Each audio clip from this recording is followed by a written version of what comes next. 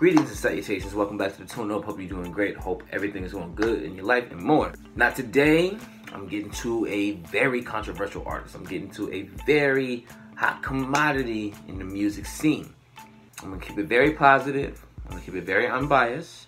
We're getting to Xxxtentacion's Skins album. Now, I've said in the past how I felt about the actions, and I've said how I felt about all of the controversy surrounding it, but I've also been very, very vocal about how much I enjoyed 17. I thought 17 was great. I wasn't the biggest fan of the Question Mark album. I didn't think that was, I didn't think it was as memorable as people made it out to be. It was very hyped up to me, and I didn't really vibe with it like I vibed with 17. And, you know, I'll give my thoughts about the situation probably after the after project talk, but I definitely want to keep this just about the music as I did with the 6ix9ine album. I don't want this to be me taking sides and, oh, you're a Drake fan, so like, it's not like that. I'm not about that type of energy whatsoever. I've been told that this album is really, really good. I've heard a lot of positive things about it. Regardless of the fact that it's under these circumstances, I know his fans are happy to hear from him. So we're gonna cut all the BS, we're gonna put all the negativity aside, we're gonna put all of the hoopla aside and just check out the album. This is Skins from Xxxtentacion. Number 1, going into number 2, introduction, Guardian Angel. Hello. You've come here in search of release, huh? Well, you found one. A place within my mind.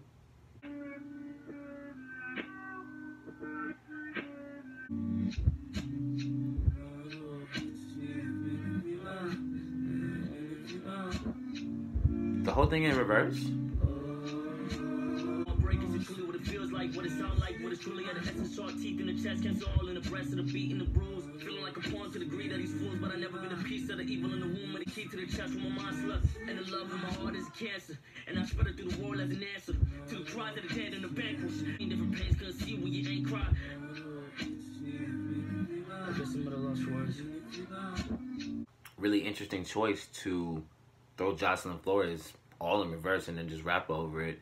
That's the thing, like, I never really pegged him as a lyricist, even with Riot, but, you know, he definitely had a distinctive voice, and he definitely had delivery. Like, there was a lot to him, and music-wise, there was always something to talk about. Whether you liked the music or you didn't, you talked about it. Like, there was always something to decipher. So, number 3, Train Food.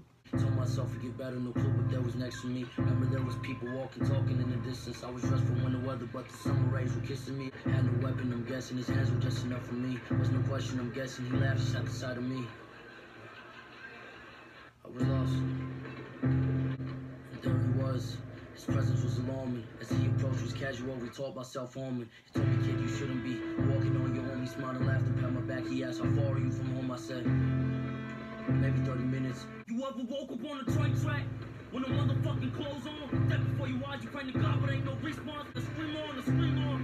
While I see the fuck laugh at you. Try and get closer, you still surprised that he battered you. Could've had a son or a daughter, now what you finna do? You finna die here on this train track. Cause clearly after death, ain't no way you can find your way back. Now your time finally up. Ask yourself the final question, is you going down or up? Recollecting all the moments that you never gave a fuck. Now it's here, death has now arrived, time's finally up. Whoa.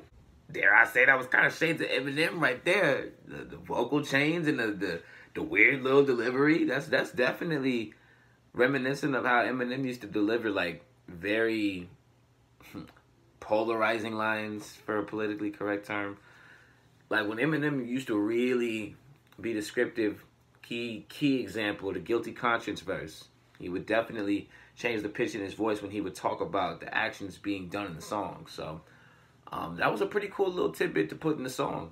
So far, I kind of like this a little more than the way that Question Mark, and I hate to call the album Question Mark, or I heard that it was also called Successes and Victories, something like that. But the Question Mark album, I felt like was a little more scattered, and I know, like he said in the beginning, like, if you're not open to all musics, then don't listen to the album. If you're not open to, you know, experimentation, then don't listen to me, don't listen to this album. So, you know, I understood what he was going for on that. It just, wasn't as groundbreaking as 17 was for me. I feel like 17 was much more expressive and much more thought out and executed. I felt like he was really, really driving home his message on 17, as opposed to throwing everything he liked to do on one album, if that makes sense. So I kind of like that this kind of has a central theme. I kind of like that it's pretty grounded as an album so far, but he was still showcasing his talents. Like, he was showing that, you know, he is versatile. He is different than what you know. You know, he is still showing that this is what he thinks about. This is what he believes in, you know, getting across to anybody who listens. It just feels a little more prominent this time around. And it's crazy because he's not here to perform these songs and, you know, give them visuals, but the music's always going to live on. So if this is resonating with anybody, then it's doing its job. Number 4, Whoa, Mind and Awe.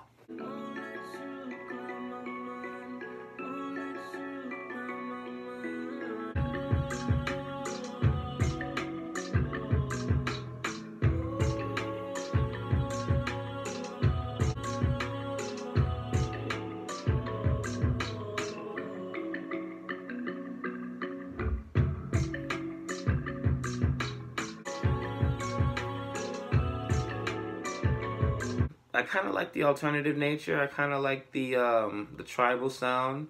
I feel like the sound quality from Question Mark is here with the same lo-fi, unmixed nature of 17.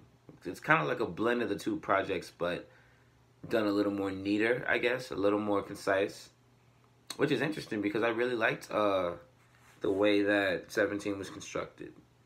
Like, it made sense for it to be as low volume as it was, and, you know, not mixed properly. You know, he wasn't that type of artist. He didn't do things traditionally.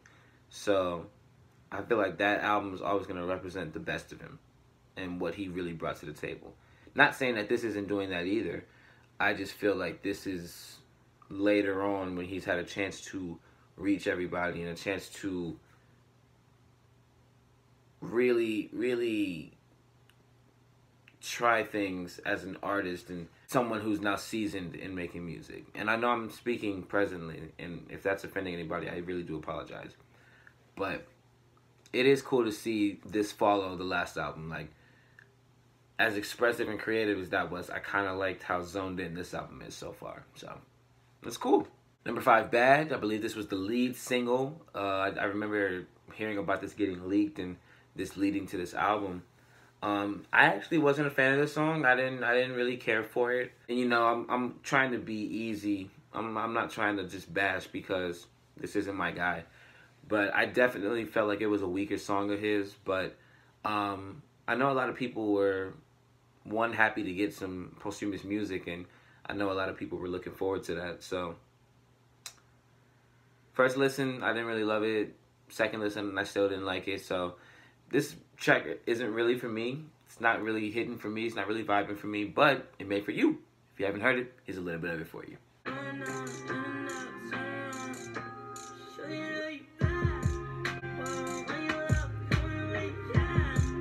Number 6, Staring at the Sky.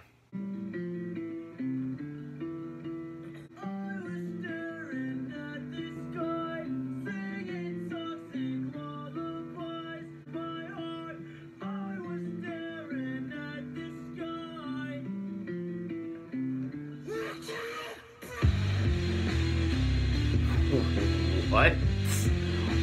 What?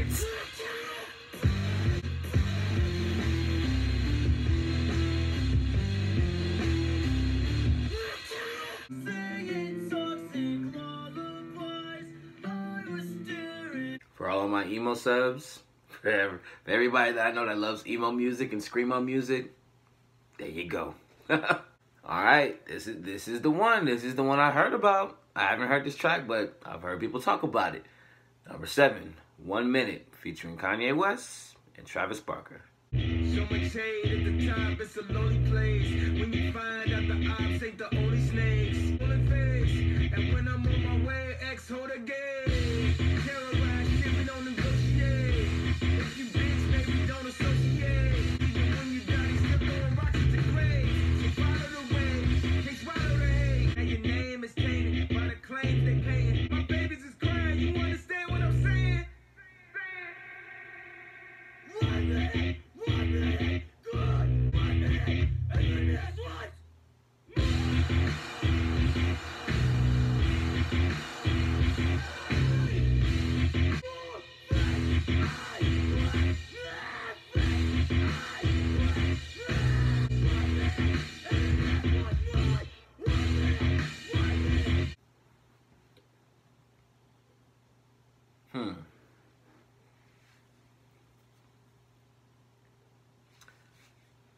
I've stated numerous times I'm not a fan of screamo. I'm not a fan of screaming and music like that.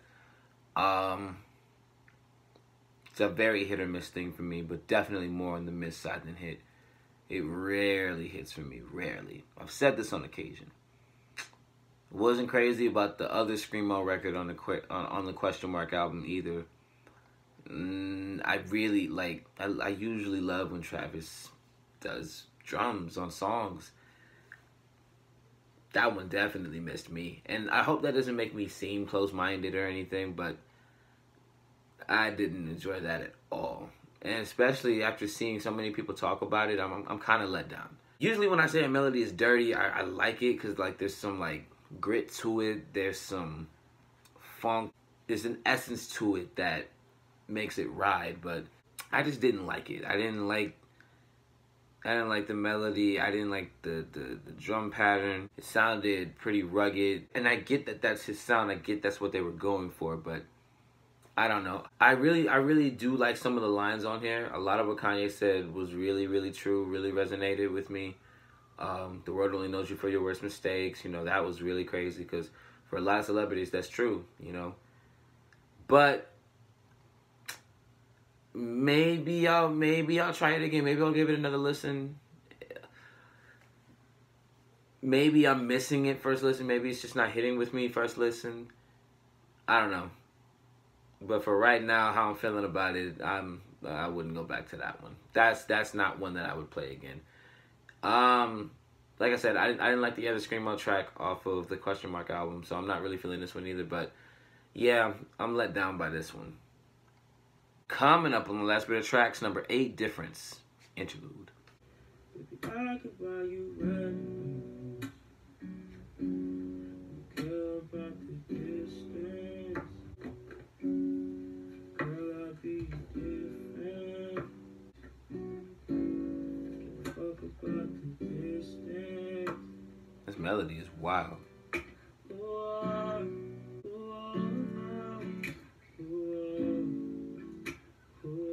I like that raw vocal. That's what's up.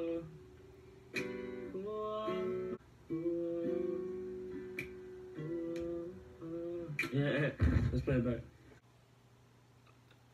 You can hate me for saying this. You can hate me for doing the video. You can hate me for saying anything positive. I'm keeping it all about the music right now. And this man was always talented. You know, he had something to share. And it resonated with people, you know. People really, really, really rocked with this dude. And this is that track, I think, is a perfect reason why. I mean, that was absolutely beautiful. That had some soul with it. I love how they just kept it raw for the interlude. Like, you know, he might have been messing around with that in the studio. Grabbed the guitar and just started strumming and singing along to it. And I like that. I like that the way that it's presented is the way that it happened. So that's cool. Number 9, I Don't Let Go. Hey. Hey, hey.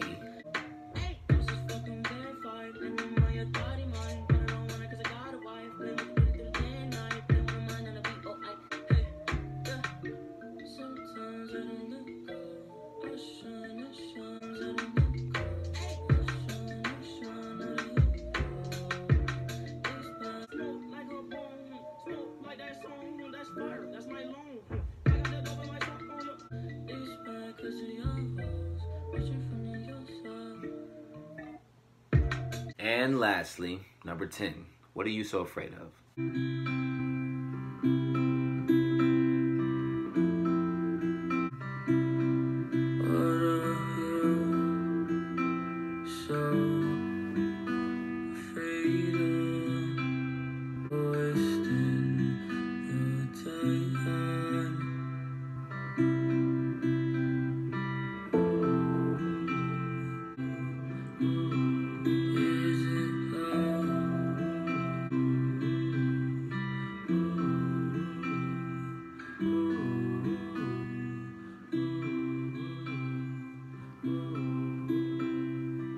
Okay.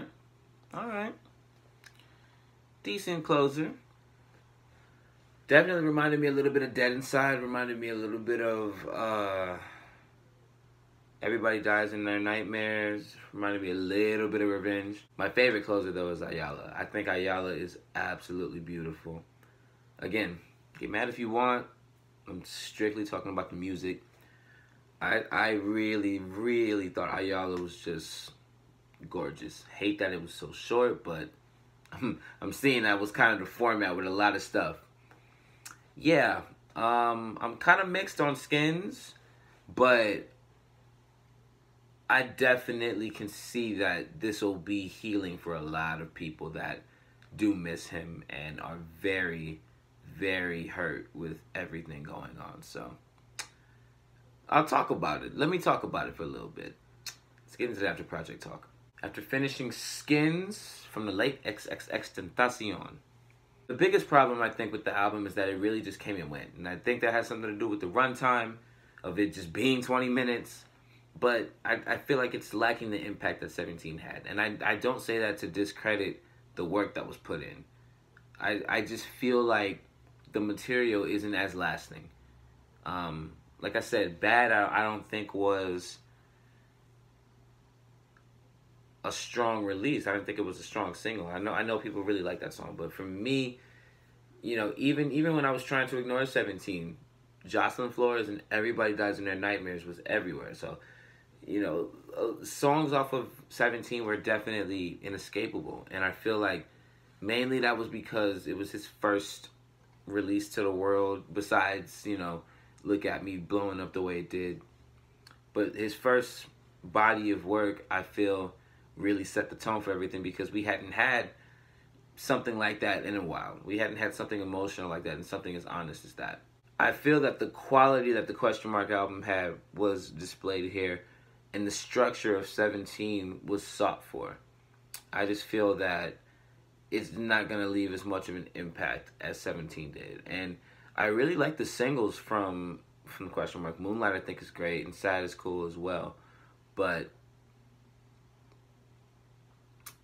I'm not really disappointed because I wasn't checking for this album, but it is a bit disappointing that it feels underwhelming. I definitely feel like this is more so to keep the memory alive, and there's nothing wrong with that. But I kind of felt like this is just a collection of songs. I don't know if this was where the album was planned at all, but it just felt like a collection of songs to kind of hold people over that might still be mourning, if that makes sense. And again, it's not a bad thing at all. It's just, for me, a casual listener, a GP listener, you know, it really came and went. Like, there was a couple songs that I bopped my head to, a couple songs that I didn't like, and then it was over. So it's kind of hard for me to really say how I felt off of a first listen, because it was only 20 minutes. You know, you can't really digest a whole album in 20 minutes, let alone get through a whole album in 20 minutes. So the fact that that's what this was, you know, this is definitely an album you have to sit with, much like 17 was. 17, I loved. I liked first listen. I still didn't really like Revenge the first couple times I heard it, but now I can listen to it listening through 17. But instantly I loved Ayala. Instantly I loved Jocelyn Flores. Instantly I loved Carry On in Orlando. And I understand a lot of his music is very depressing and sad, but a lot of people are very depressed and sad. So it kind of serves as an outlet. And I feel like this album is kind of like the most concise outlet for his fans, because what happened was just absolutely wild. I won't go into too much detail, but I do really, really wish his mother well. I hope his family is okay. I know the fans are still grieving. I know a lot of fans are still grieving. So I'm wishing you guys well also. It just really just sits unwell with me with the way that everything went down. We all know about the circumstances. We all know about the controversy, but the manner in how this young man was taken from us, and I say young man because he was only 4 years younger than I am, and that's what's really scary. And the manner he left is all too common for black men in America. So, you know, that's forever gonna sit unwell with me. That's something I think about on the daily. You know, it happened in his home state from somebody of the same race over a Louis Vuitton bag. And now a mother is going to forever mourn, and loved ones are forever going to miss him off of something that is replaceable for the expense of money. Even though this isn't getting my praise, in my opinion, it's not something I went crazy over. It's not something that I will be like, yo, go check this out. It's not something I'd recommend. I have to, as a human, as a lover of music, I have to respect the power that I know it has. I have to respect what it's going to do for the person that takes this seriously. I have to respect what it's going to do for the person that is still upset about what happened. Regardless, there's people that hate me that know that music gets me through my stuff. We don't see eye to eye on anything, we're not friends, whatever. But they know that music gets me through my shit when I go through it. I was not an X fan. I wasn't. I respected the impact. I respected the artistry, but I didn't rock with him like that. So I feel like it would be fake of me to say, oh, rest in peace, you know, because I'm a strong believer in giving people flowers while they can smell them. And even though I did praise his talents and, you know, give credit where it's due, I don't want to come off as ingenuine because this is a YouTube video and I'm talking about this man. And it's the same deal for Lil Peep, you know. I never listened to Peep. I listened to one Lil Peep song while he was alive. One. And when that situation happened and he was 21, there was another situation of where I just felt so perplexed and so baffled. You know, I don't know what these people are going through. I go through my own stuff. Y'all go through your own stuff. We don't know. You never know with people. It's just really sad that both of these dudes left Earth at such a young age. And regardless of how you feel about the music, regardless of how you feel about them as people, they had families.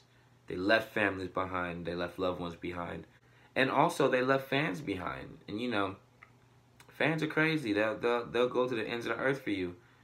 So, I really do send well wishes to the families, X's family in particular. I really hope his mother is doing well because you never get over something like this. In the manner and everything happened, you never get over something like this. I hope she's a fan of the album. I'm sure she is. I'm sure she's proud of the work that was put in for it. And I hope the fans are happy. While this isn't an album for me, while this isn't something I enjoyed fully, I respect the impact of the late artist, and I hope that the music is healing. That's going to do it for a very somber episode of The Tune Up. I'm all about love, and I'm all about the content. I'm all about the music. We're going to keep it like that. We're going to keep it pushing. Much love to everybody watching. If you got anything to say, we can take it to the DMs or the comments. It's all good. It's all love either way. Like, share, subscribe, the whole nine. You know the biz. You know what it is. It's Jared O'Brien, and I'm out.